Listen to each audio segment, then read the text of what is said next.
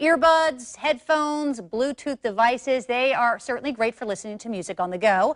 The problem is that these little portable speakers are also causing hearing damage at an alarming rate. You know, 1 in 5 American teenagers already suffers from hearing loss. So your teen got a new gadget maybe in their stocking. It's important that you keep the volume in check, which is so difficult sometimes to do because they seem to have a mind of their own sometimes.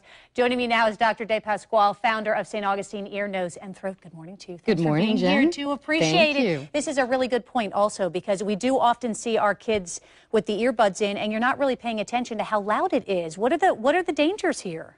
The dangers are that when they have these earbuds inside their ear, the sound pressure gets concentrated just because that earbud is right in the ear canal, right near the eardrum. And what happens is sometimes they don't realize how loud they're playing these devices, and put at high levels, they can cause hearing loss from the noise-induced hearing loss very, very quickly. So I will be the first one to admit that I do, particularly on long trips, allow my kids to watch a movie in the car as we're driving, and they'll put the headphones on, which are probably better, I'm sure, than the earbuds. But is the general rule of thumb is that if you're not wearing them and you can hear what's going on, that's too loud? Absolutely, absolutely. A good rule of thumb is called the 60-60 rule, and what that is you don't want to have the volume for more than 60% of the maximum for longer than 60 minutes in duration. And many of these devices these days have a setting that you can actually set in there and keep the volume at 60%, and hopefully your kids don't know how to change it, then they're not as much in danger of putting it on too loud. Okay, that's smart. So you brought some examples yes, also, I and did. let's point this out too, because these are very common now. Because you know sometimes, at least the earbuds that go in the ear, it's more difficult to keep them in depending upon the size of the child, for example. Are these a good idea compared to, let's say, these? What do you suggest? For children, again, because they sometimes lack the ability to understand how loud they're putting these devices on, I think it's really best to stick with a device such as this, because these go over the ear, and what happens is there's a good amount of space between the eardrum, and you know the sound pressure is much less with these devices. Granted, you shouldn't have to hear through their headphones yes. anyway, but I think it's a little easier for them to control.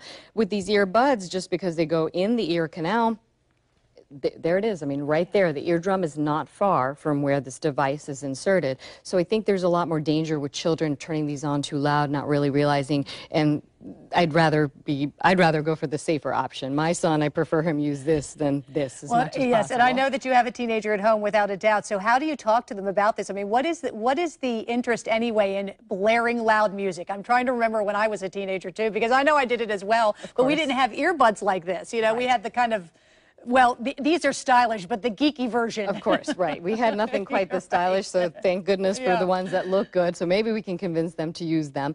But, you know, children love to listen to loud music. I mean, it's cool, it's hip, it's happening. What I tell my son is just, you know, hearing loss, number one, is preventable. Number two, it is irreversible. So once you have that prolonged noise exposure, the hearing loss occurs because the hair cells become damaged and then they're not able to transmit the sound properly, it's done. All you can do after that is amplify the hearing with a hearing aid, and that's not incredibly, you know, something a teenager would want to wear. Without a doubt, because it just gets worse over time, I would imagine. Exactly, exactly. So typically that's what I would say to my children, that, you know, it's preventable, it's irreversible. You want to take time to protect your hearing, protect what you have, so you can enjoy listening to music and the things you like to do for many, many years to come. So what are signs then of hearing loss maybe already in our teenagers? One of the big things is you may notice that they're listening to the radio at a louder volume, the TV at a louder volume. They may have difficulty understanding speech, and